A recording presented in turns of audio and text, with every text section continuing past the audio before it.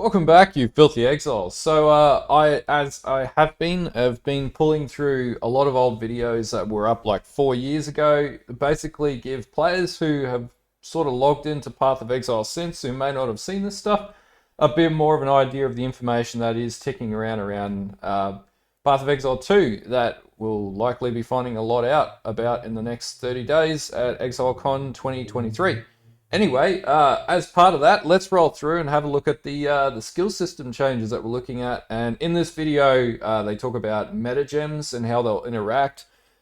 Basically, totem gems, how skill gems will work as an overall. This was just a really good sort of cover off of everything that has sort of been announced to date in one sort of snippet from the last Exilecon. But yeah, anyway, let's strap in and let's go through. Some of this I'm even rehashing as I go through this video, but this is going to be a little bit of a recap to get you ready and get even more hyped for the Exilecon 2 when it comes out, when it gets announced, and hopefully we get a launch date announced in the next month or so with the next Exilecon in a few weeks. Having quality makes socketing easier, like just various things. And then sort of slowly over time, we kind of got to the point where we are now, where it's not like too hard to get the sockets you want. There's still a bit of challenge there, but it's not too bad.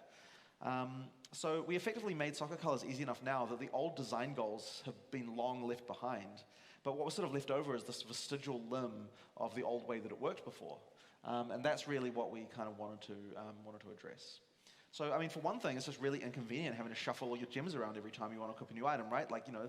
And the system is actually really difficult for new players to understand. Most you do the way that sockets for support gems and socket for active skill gems are the same sockets. We can't provide any kind of contextual hinting about what works and what. And the question of whether a support gem works with a skill gem is actually really hard. Like, there's all sorts of weird things with still types and tags and so on. Like, even our developers have trouble sometimes. Our note in the old system, like with totems, for example, you had focus ballista totems working with like your standard, whatever totems, your attack totems or slam totems. So like some of the gems in the existing system are pretty unintuitive, and there probably are some other breaks in the game that we don't even know about yet. But anyway, let's keep going. And while we've added a lot of hints over time, what we really want is the ability to not even allow socketing that's incorrect. And another problem is, a bit more subtle. You can only have a maximum of 2 6 links.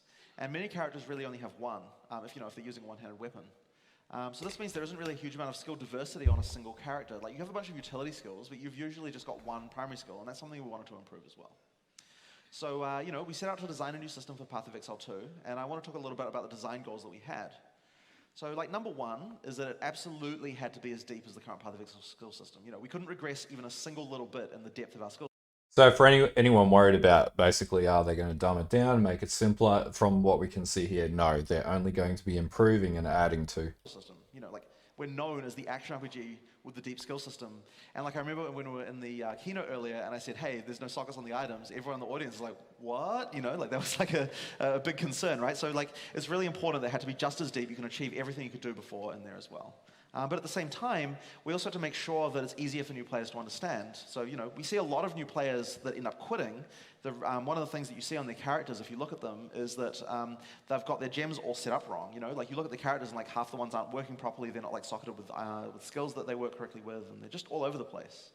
And the third problem was that, our third goal rather, is that it had to be as easy as possible to change your items, right? For new players and old players alike, right? We want to make it so that if you go through the game, you find a new rare with awesome mods, we want you to be able to just drop it on, keep playing. You don't have to So this is partying to what we can see in, I guess, other videos that have come out to date around. They're really looking at creating a separation between the way that the skill gems work and the way that gear works. And so you can always have the same skill setups, but you're changing out the gear as you upgrade or better your gear, which makes sense because, the old systems work to date, but it is a bit clunky. Go a multi-stage socket crafting project just because you found a better item, So, so it has to be more complicated, easier to understand, and easy to use. So that's kind of the trifecta of you can't put these three things together, right? It is really difficult. But, we actually think we've come up with something pretty good. So we had a lot of ideas, but right from the beginning, I think even from the very first moment that we were designing, we were you have to be able to put support gems directly into skill gems. It's going to fix a lot of things because there's quite a lot of positive results just from doing that. The first thing is that you can move entire supported clusters of gems into another socket in one go, which makes rearranging everything way easier. But also, we can only allow supports that work with specific skills to be socketed into them. So we can just enforce those rules. You can't make a mistake, right? Like if you pick up a gem, you can see immediately what things does this work with. And the third benefit is that it gives skill gems the ability to actually be valuable as items. Like rather than finding a valuable 6-link armor, you find a valuable 6-link fireball, which actually I think makes more sense. You know, if you want a better skill, you find the better skill. And it's gonna So it'll actually make like skill gems a lot more tradable in the market, aside from like awakened support gems and stuff like that. But base skill gems will actually have some weighting, which creates a new way to sell items in PoE as well for Chaos or Divines or whatever. So that's also another really cool sort of benefit of this change, is that it creates a new subsect of the market again. make them a bit more valuable. The other thing we knew we needed to have was a dedicated skill screen. The current method of futzing around with your items every time you need to change your skills just kind of had to go. It makes the process of finding a new item on the ground and putting it on just way too annoying. So we really needed a centralized place you could go and do your socketing and see your entire character's gems at a glance. So this actually really helps because you can actually see the DPS of your skills, like all together. The current method on the old character screen actually really sucks. It was actually quite confusing. There was there's kind of this paradigm there where it's like you select what skill you're looking at and then you see all your stats for your character, but like all the defensive stats are mixed in there. It's like it just kind of sucks. Now if you want to see the stats on a skill, This is really important to look at here. Like, I hadn't looked at this in years, and ailments weren't a big thing back when this came out. Like, ailments weren't a focus.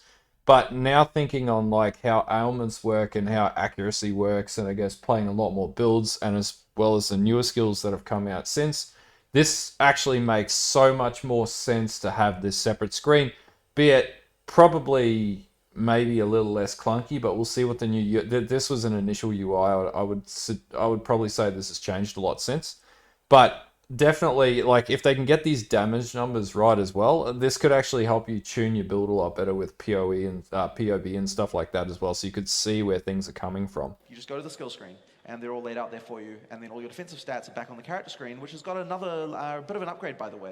Yeah, I still don't like this defensive screen, and since this has changed again, especially again with the way that ailments work and ward and stuff like that, so I would say that this has significantly changed again.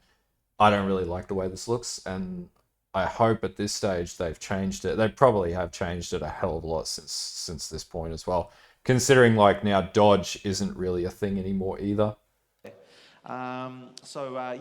You don't have to resocket your items. You can just feel free to swap them in and out however you want. And the thing though, wait, hang on a second. I think I might have rearranged some stuff here. Whatever. So hang on.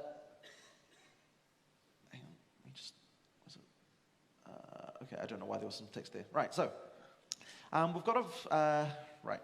I'm distracted now. Here we've got an item called, which is obviously you've all seen, Reach of the Council, and Nobody uses this item, but back earlier when this came out, like it was never really a item that was good, but it's a good example item, I guess, from back then. I feel like an old man watching this now because this was 4 years ago. You can see obviously it's got 2 sockets on it. So the big question that we had to answer with regard to how is the skill system going to work? Like how do we determine the okay, sorry, I'm all flustered.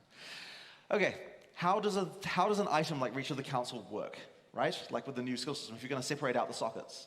So what we realized is that we really needed to have, we still needed to have sockets actually come from items. We just needed to do it a little bit differently from before.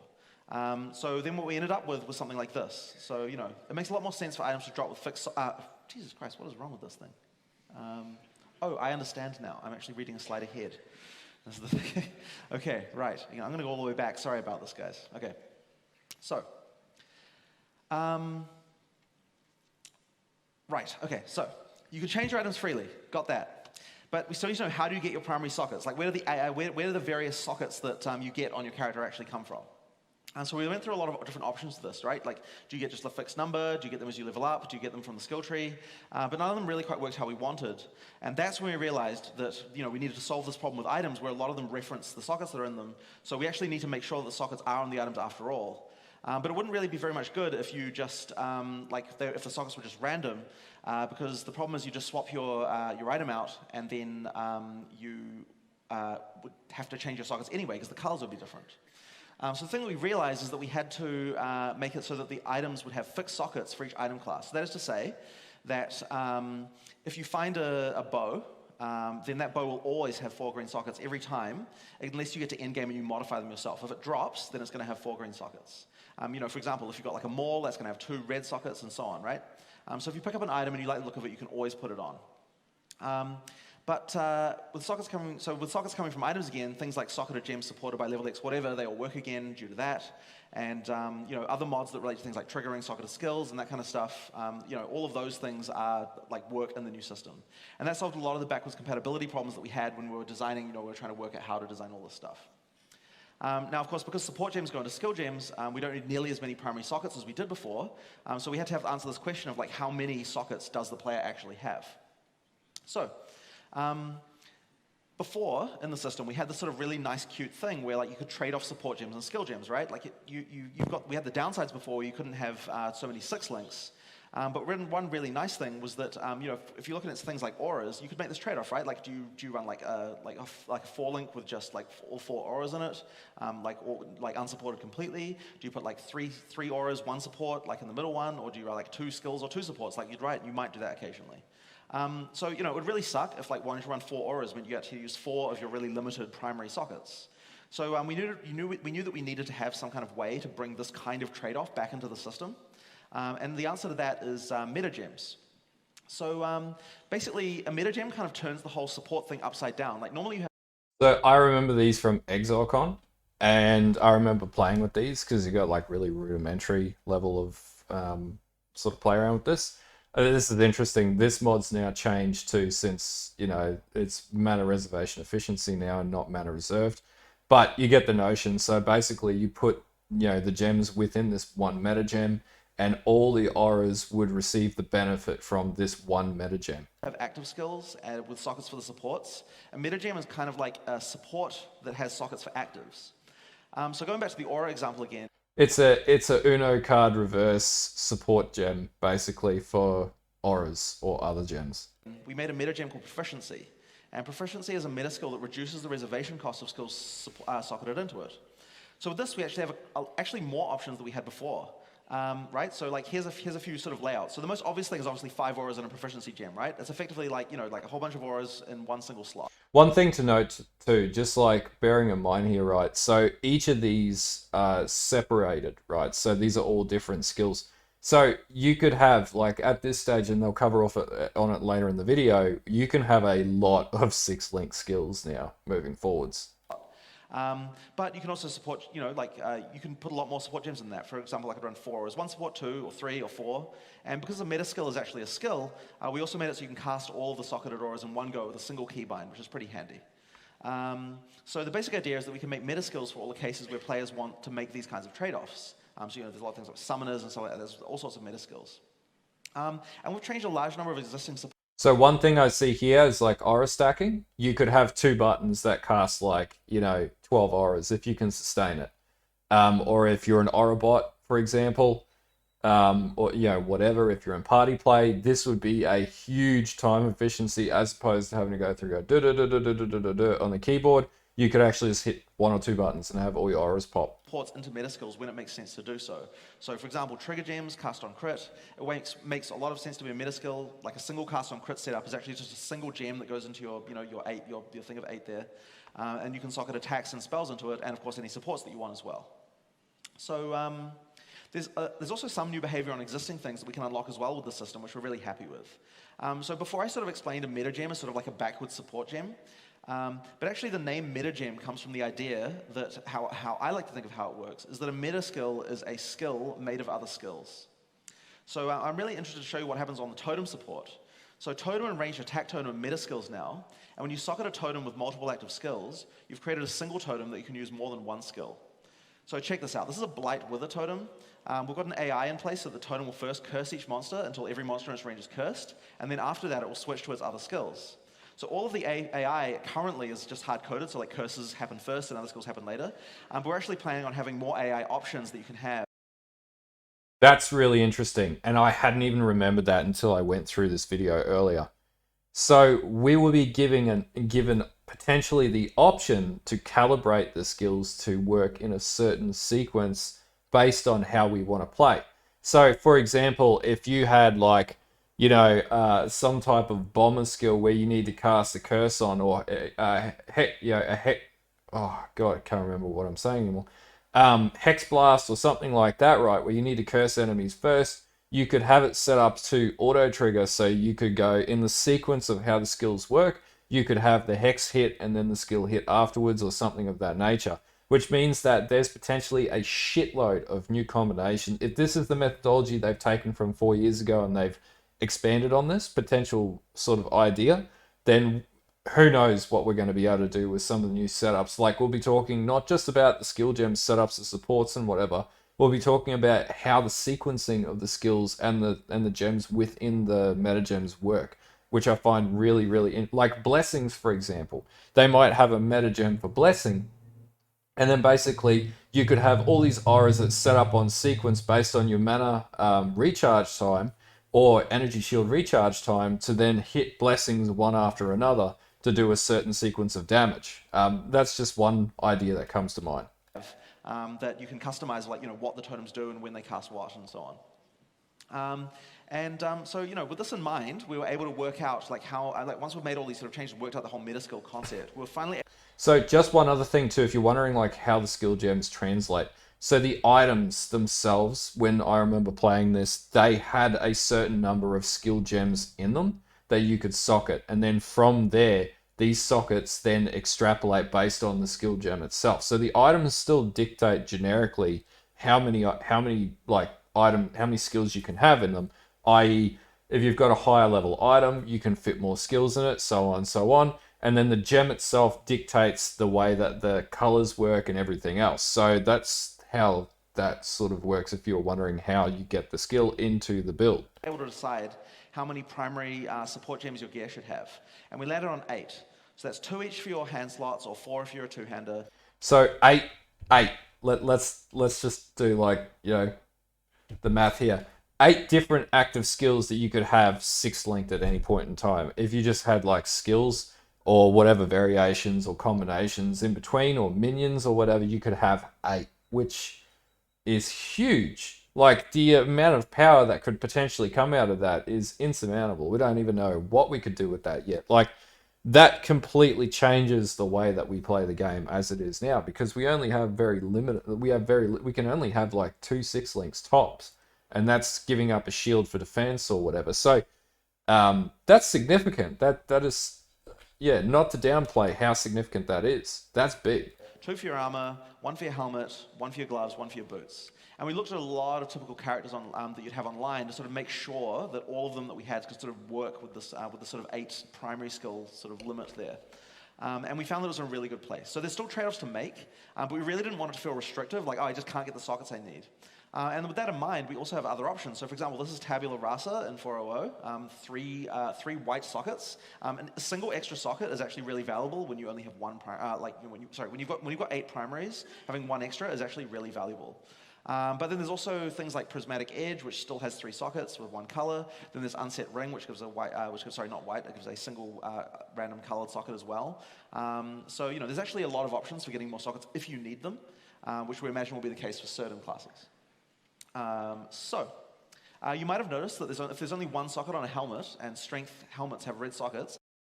Take another note, and this is something that I observed when I was at the con too.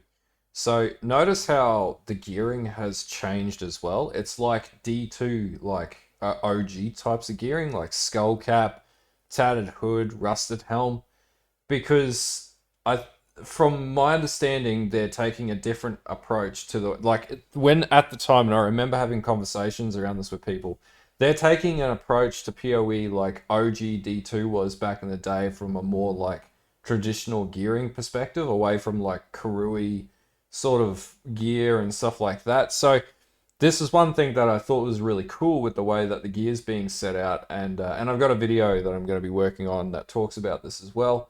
And you'll notice it in all the gameplay as well, interestingly enough. So that's one like, it's a tiny little observation. It's not significant, But I just thought it was really cool because it makes it more it makes it feel more mainstream, even though it really doesn't change anything. But I just like it. I just thought it was really cool. And Dex helmets have green sockets, then what does a strength Dex helmet have? And the answer is a red-green hybrid. So the socket can either have a red or a green gem in it. And this was something we found really had to add because when you've only got 8, the colors are, and the colors. So the next question we'll have at Exilecon will be, okay, well, can you recolor these? Because if you've got, you know, armor or strength-based gear, but you're using blue sockets in that gear, which is, you know, half of my builds, you know, can you do that still? And I would argue to say you probably could at this stage, but at the time, this wasn't really a conversation point, I don't think. Fixed per base class, the color constraints were just too limiting. So adding hybrid sockets was really important, and it gives you a lot more options for off-class skill gems as well. So that fixed a problem that we had. So, but yeah, when we checked a lot of characters and we made sure all of them would work with the new skill system design, we found an interesting thing. During leveling, the fixed socket stuff was really, really good, but by the time you get to maps, it really wasn't working out. Like you needed more ability to be flexible. So for that reason, we're adding a currency item to high level that lets you modify socket colors on items as well. There we go. Answer my question for me. So yeah, there'll be a new currency item. Or at least what we knew back then, there would be a new currency item. But this might have all changed. Bear in mind, prefaces, this might have all changed. This was 4 years ago. And every equipment that drops will have colors fixed, there's still a way to reroll later. So where do sockets on skills come from? So basically they're generated randomly as the skill gem spawns. What I'm showing on the screen here is basically at what point you are able to get this number of sockets on the items. So as you basically play through the game and as you level up your gem as well, you'll be able to re-roll the gems you have or find new ones that have more sockets basically. So the high level, yeah, that's right, I said that. Great. So of course you can re-roll the number of sockets you have on Jeweler's Orb, and of course you can still use chromatics to re-roll the colors as well. So in the past the game was finding 6-link armors that had 2-hand weapons. Now it's about finding 6-link skills. If you want to fully optimize your character, you're going to need to get 8 6-links now. You know, we'll have to balance like how hard that is to get. That is significant. Like that's a lot of 6-links. Like if you still played it the same way that we played POE 1, as we play now, then that's ridiculous. And also they're gonna have a screen on here that says you won't need to do fusings anymore. So no more bloody fusings. What this also means, it'll be a lot easier to get 6-links moving forwards. You won't be struggling to 6-link gear. But you know, gems can actually be valuable drops again, and they never really were in PoE, and so we think that'll be a good thing. And the other thing we're adding, by the way, just in order to address the fact that you're going to be finding new gems, you know, with more sockets you have to do, is with the ability to destroy a gem and set another gem to have the same amount of experience as that gem had. So that's just if you've got a level 3 fireball and you find a level 1 fireball with bad sockets, you just move the experience from one to the other and continue on your way. That's really cool. If the sockets on gems are implicitly linked, where does that leave fusings? Well, the answer is bad luck. No more fusings! Yes! I fucking hate fusings. You don't have any use anymore. We're probably going to convert them to jewelers at some ratio that will work out that's fair, and that'll happen in the giant POE2 mega migration that we're going to have to do, which is going to be a lot of fun because we have to work out how to convert everyone's standard characters from from having all the links they've got in their items into having a new skill system, which is going to be kind of weird. So that's going to be interesting. So. Right, so we're nearly there in the skill system. Last but not least, what about items like Whispering Ice? The answer to that's kind of cool. The Whispering Ice has now got adds an extra skill to your skill screen, and it's got its own sockets built into it for the skill on it. So you can actually re-roll those sockets with currency, with chromatics and jewelers to let you use that sort of stuff as well. Okay, so that was just like a mammoth information dump. I just sort of sat here and said a bunch of stuff. So that was about it for that. So basically, the moral of the story, no more fusings. You're going to have a lot more accessibility to 6-links earlier on, most likely, especially after level 50. But also, this is a little old, so we'll get more information at the next Exilecon in the next month.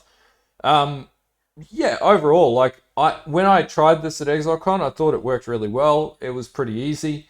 But yeah, anyway, let's have a discussion in the comments below, and yeah, post up your thoughts, ideas. Let's see what we can speculate up until Exilecon comes out, where we hopefully get some airtight confirmation about how all this will work. Bearing in mind too, this is 4 years old. Anyone who's watched this before, sorry. But for anyone who's new to the game, this is basically the idea behind the new skill system that's coming into play. So anyway. If you want to see more of these videos, don't forget to like, don't forget to sub to the channel, and until next time, have a safe one, and bye.